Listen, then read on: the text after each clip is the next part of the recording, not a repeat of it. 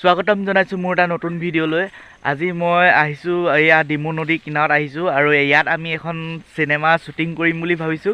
তো সিনেমাখন মানে কি বেলেগ তেনেকা কোনো কাহিনী সিনেমা নহয়, মানে কি পুষ্পা এটা আমি ফাইটিং ৰোল কৰিম। এই ফাইটিং ৰোল এই সকলো আহিছে, সকলোবোৰ আহিছে।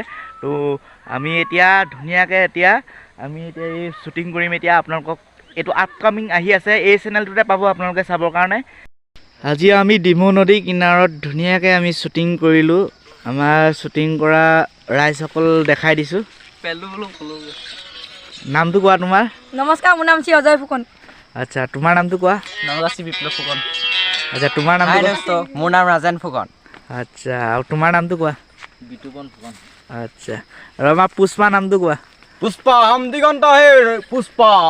আচ্ছা, এইজন পুষ্পা ৰোল কৰিছিলে। এইজনে পুষ্পা কৈছিল, একদম ফালি দিছে একদম পুৰা জাকাস।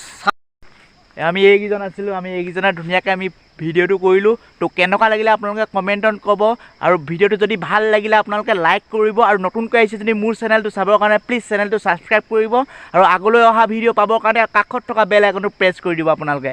ঠিক আছে, বাই বাই, টাটা। কিবা এটা চিঞৰি দিয়া।